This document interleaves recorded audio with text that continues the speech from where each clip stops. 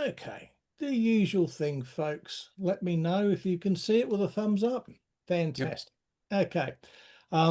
Thanks, Jay, for moving things around for me. I do appreciate it. All right, so guys, this is the time of year where a lot of people take their foot off the pedal and they start relaxing. I'm already seeing it with some of my clients, other clients, not Jay, but some of them are actually going, oh yeah, well, maybe next year I'll get to it. And that's really not the way you want to be thinking. So the usual thing, no rainbows, no unicorns. I'm not going to run through who I am. For the new people who've joined us, welcome. There's a heap of my education bits recorded. So in one or two of those, I'll talk about my background, but that's neither here nor there. Time is short, so consider the number 52. Does anyone know why 52 is up there? 52 weeks. Weeks of the year. The year I was born. That's how many days you've got left to make money for the rest of the year. Oh. 52 days, right? As of today, there's 52 days to go. So imagine this. What if you were able to up your revenue? What if you were able to strategically start focusing on your revenue and understanding it? Because those of you who've seen me quite a few times before know there are three strategic levers to your business. There is revenue, what you do to generate income. There is capacity, that is your ability to deliver your promise or transformation or benefit to your clients in a way that meets your promises. And the third one is controlling your costs. Now, lots of other people talk other things, but they're the three. If you're not making money and you're not delivering on time and not controlling your costs, you don't have a business. So keeping that in mind, we're going to focus on the revenue section today. And there are things you need to sort of try and get in place before your revenue, if that's the case, before you start focusing on it. And the things are, the simple pre-revenue things to have in place are, what is your product and service? Again, you hear me say this all the time. What is the problem you solve? Who do you solve it for? How do you deliver the solution? How often do you have to do it? And how much do you charge, right? But if you don't have a very clear idea of the product or service that you provide, and really it should be focused on what pain do you take away from people and what result do they get, what benefit do they get, then you're really just splashing around in the pool and calling it a business. You must have a very, very clear idea of the problem you solve for people, how you deliver that solution, and what people pay for it. Then, of course, there's your personal productivity, making sure you don't fall down the rabbit hole of playing on ChatGPT too long or Instagram or whatever it happens to be. The third thing is, of course, you must have a plan.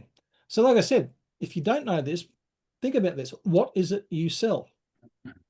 Is it time? Is it a solution to something? Dr. Chris, what does he sell? He sells people the ability to communicate better online without feeling like a dick, to quote him. Right? Okay, right. Yeah. Connie, you do a couple of things. One is, you help people identify the signs when someone's in trouble in terms of their job and maybe getting a bit tempted to do the wrong thing, but you're also an expert on event management. So what do you sell?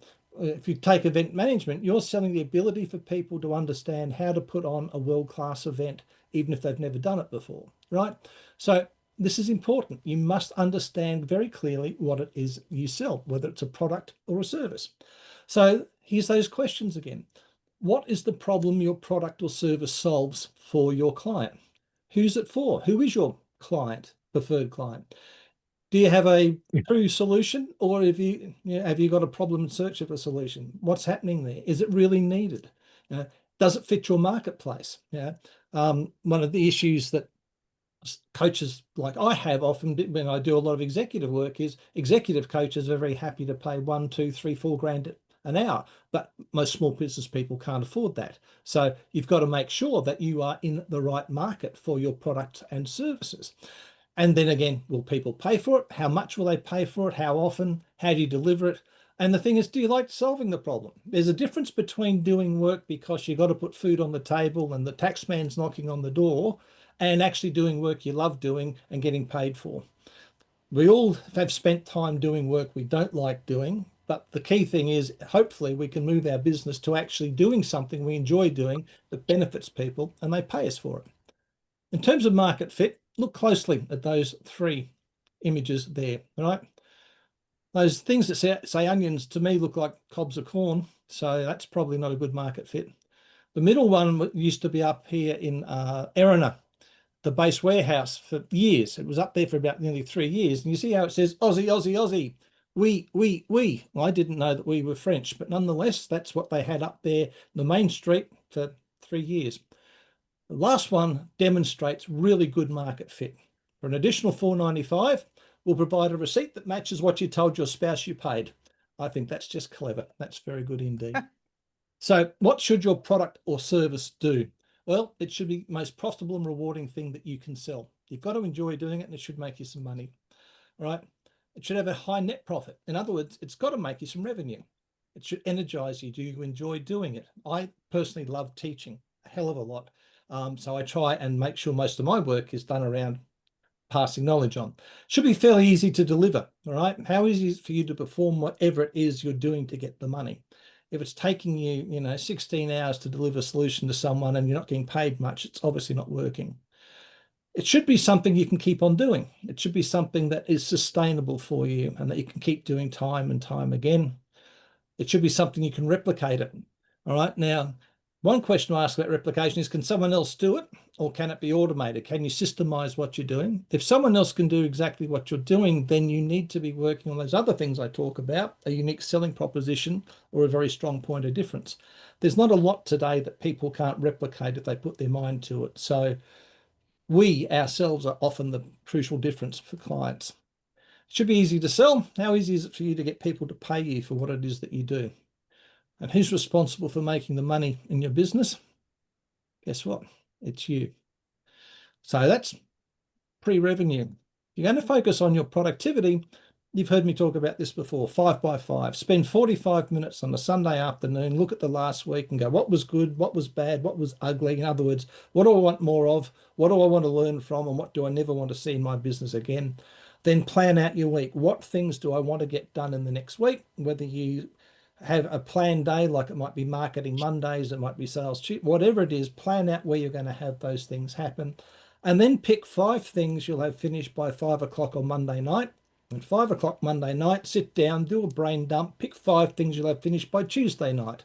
Tuesday night at 5 o'clock, do a brain dump, pick out 5 things you'll have done by 5 o'clock Wednesday night, and so forth. Add and repeat.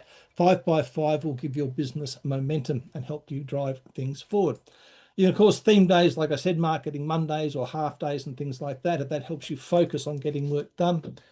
You should take selfies. Selfies, in my parlance, is where you book a meeting with yourself, preferably 2 a week, that at least 30 minutes up to an hour and a half is great. And that might be, you go for a walk, you might sit in your office, but the key thing is you actually think about your business. It puts you up above your business, so you're thinking about your business and not getting caught up in client delivery and things like that. You should have a to-don't list that you update and go through probably every 2 or 3 months. In other words, write down everything that you do, pull out the things you love doing, pull out the things you hate doing, decide the things that only you can do, and whatever's left, how can I get rid of it? A to-don't list will help you keep pulling back on the stuff that you're doing and stop things creeping in that you shouldn't do. And do a have done list. If you're feeling demotivated and whatnot, as you finish a task during your day, have a notebook, have a piece of paper and write down on it, phone doctor, picked up dry cleaning, spoke to client. So at the end of the day, you go, gee, I got a lot done. Too often we end our days as business owners and we go, gee, I feel tired. I worked really hard, but I don't feel like I achieved anything. 5 by 5 definitely gives you the way to achieve things, but so does a have done list. And NNs are simply non-negotiables. You should have non-negotiables built in, things like drink 2 litres of water a day, try and get half an hour of exercise a day, read a chapter of a non-fiction book. Whatever it is, you pick the things that are non-negotiable that help you and your health and your business move forward, and stick with them. That's the productivity stuff. Planning is simply a budget and understanding your numbers. Most business people, sadly, have arithmophobia. They're scared of numbers. They don't want to understand them. But if you don't have a budget, you can't control your business. And they're pretty easy to do. Your bookkeeper or your accountant can, and quite frankly, should help you put one together. Something is better than nothing, even if you just go, I want to do $1,000 a week or $1,000 a month. That's great. Then you break that $1,000 down into how much do I have to sell of the thing I sell in order to make $1,000, right? No budget means no control. No budget means you get blindsided. No budget means unexpected expenses catch up with you. Oh my God, the car insurance, the third party, and the registration is all due in the 1 month, and I haven't put any money aside. Why? Because I didn't have a budget. Budgets help you live a less stressful life. You can budget in very different ways, a number of ways. Inflation plus, so you can say, right, the current inflation is 2.8%, so I will add 2.8% to all my costs next year. I can also look at adding that to my revenue. I'm decided next year I'm going to increase things by 10%, so I can increase my costs by maybe 5%. 10 for 12 is simple.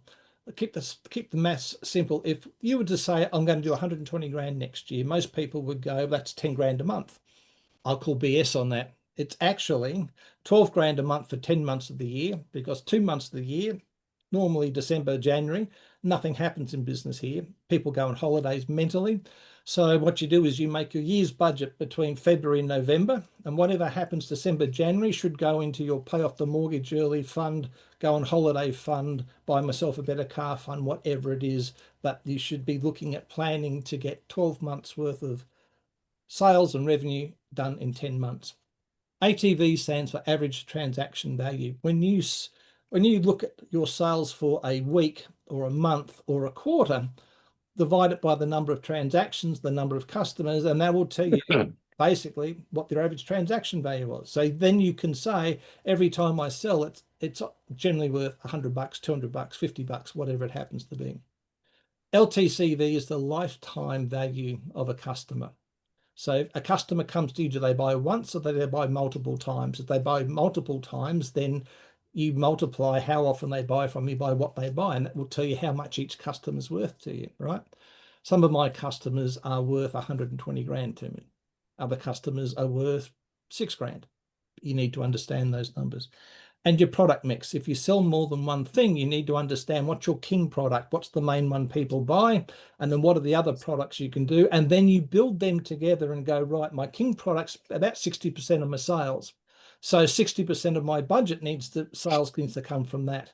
And then you look at the percentage of the other ones, so you can figure out quite nicely what your sales budget should be and how things should be moving forward. All of which brings us to today's topic. The number one business revenue lever is revenue. All right. You understand, people don't buy their way into something, they buy their way out of something. The vast majority of people have a pain, an itch, a frustration that they need help with. And our job as business owners is to identify that pain and see if we can help people with it. Hopefully, it's something that we enjoy doing ourselves. Here's some methods to increase your revenue. You can become top line driven. You can increase your prices. You can add products, expand your range. You can decrease the utility of products, up, down, cross sell, sell more to existing clients, get more clients, or add a new market. And what do they mean? If you become top line driven, that means you've got to have a budget. Not too hard, but not too easy, right? You should know your average transaction value and your lifetime customer value. You should have a pipeline of customers waiting to work with you. You should always be trying to set up meetings, always trying to get people committing to talking to you about selling, right? Understand cash flow will always be king, all right? It's not, profit's really, really important, but if you don't have cash flow, you've got nothing. So cash flow is the thing for them. SAN stands for, know your SAN, S-A-N-N, that's sleep at night numbers, right? How much money do you need to have in the bank, or how much money do you need to be generating on a day, a week, or a month, or whatever, for you to sleep at night? It might be $10, it might be $10,000. I don't know, it's up to you.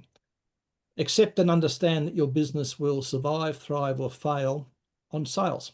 If you don't sell, you're not going to get anywhere. And control your creditors, right? If someone's, if you're paying someone on 14-day terms, if you can get it out to 30-day terms, guess what? That helps your cash flow. If you get 30-day terms to 45 days or 60 days, that helps your cash flow. So control your creditors. Don't be the first person to pay or the best payer in the universe, because that rarely pays off for you. Increasing your prices, like I said, inflation plus a percentage. So you might go, inflation's 2%, I'm going to increase my prices by 5%. The 10 and the 25% simply means this: if you increase your prices by 10%, you would have to lose 25% of your existing customers to be making less money. Because everyone goes, oh, I can't put up my prices. But think about this. You increase your prices by 10%, you've got to lose 25% of your existing customer base to make less money. So why not do it? You can limit availability. You can make things limited editions. You can limit your time. Scarcity always drives prices up. You can add a level of value of stuff or value of stuff, and then you can increase prices from there, right? You can promptly pass on cost increases. You know, if it's costing you more for a business loan, you know, it's an extra 3% a month or something, then your prices go up. And tell customers. Most customers are quite happy, not happy, but they are understanding if you say, look, my prices have gone up, etc. Don't be like that medical centre, this specialist that deals with ADHD kids in Perth, which suddenly sent a letter out to all their patients there saying that their prices were going up 360% because they hadn't raised prices in 2 years. Now you imagine having an ADHD kid and suddenly it's going to cost you $1,000 an hour to get that kid seen to, purely and simply because these people say it's because of price increases. I have my doubts, but nonetheless, they've done it. Whereas if increases happen today and you tell people within a week or a fortnight that your prices are going up because rent's gone up, most people are understanding. So there's some ways to increase prices.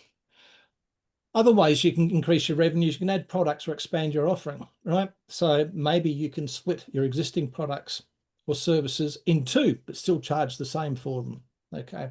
Maybe you can add levels to them. Maybe you don't do gold, silver, bronze. Maybe you do gold, silver, bronze, platinum.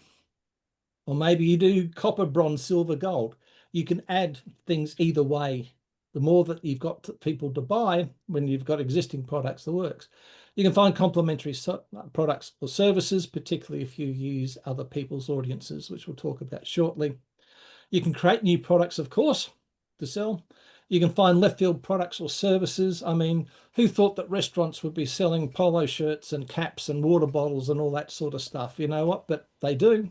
That works very well for them. So maybe there's some left field products that you can sell. You can add more value, and value for most of us means that your customers gets to spend more time with you. So maybe that's the way you can increase some prices and get some more money. You can decrease the utility of products, which means the usefulness of them. Here's some examples that the world's doing. Soap on Tap, released, I don't know, 25, 30 years ago, absolute smashing success, except for one thing. They weren't getting a lot of repeat sales. The reason being it was such a good product that it was lasting too long. So Procter & Gamble went and they increased the diameter of the tube by 33%. So people started using more soap with every squirt. So guess what? Resales went up. Tim Tams, shrinkflation is what we hear about there. You used to get a dozen Tim Tams in a packet. Now you get 8 or 10, depending on the flavour. This is my absolute personal hatred is for space saver spares. I like a full-size spare in my car rather than these stupid space saver things. You can also limit the availability of things. You can say it's only available for a set period of time, creating scarcity, but please don't do that with a PDF. There's only 16 left. You know, if it's something that people can actually electronically create, let's not do it, but do it well. Planned obsolescence, that's certainly built in. I mean, there's a brand of washing machines, an old one called Maytag, right? One of my relatives has got one. It's probably 45 years old and still going as strong as the first day they got it. You try doing that with any of the modern washing machines, it ain't going to happen. So they're planned for replacement. You can also take products or services out whose time's come. You might decide things have finished or they're not happening anymore.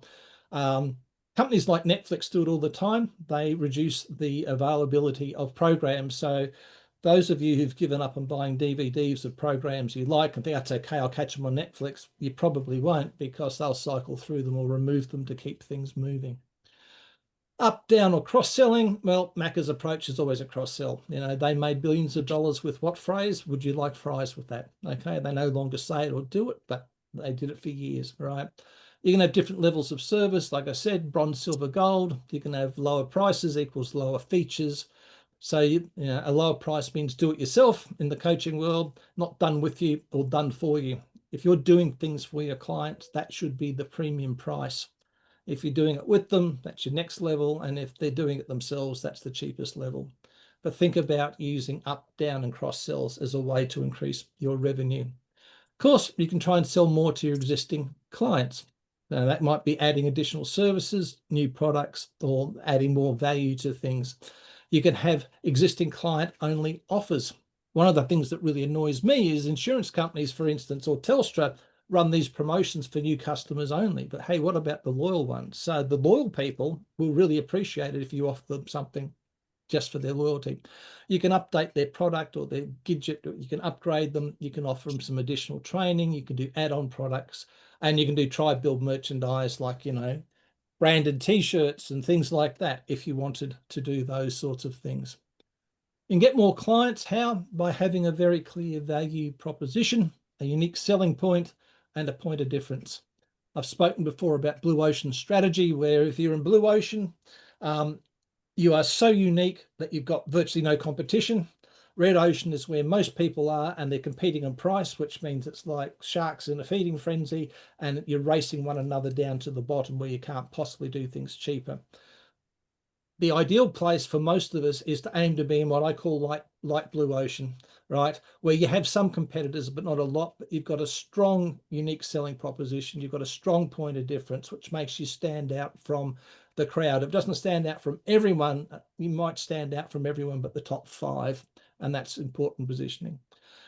You can get more clients by simply marketing and promoting more, by understanding the campfires, which are places people choose to be, or the watering holes, the places they have to be. It's very hard often to market to people at work, which is a watering hole, but it can be done in some cases. But campfires, where do they choose to be? What things do they choose to do? I mean, Instagram is a campfire rather than a watering hole.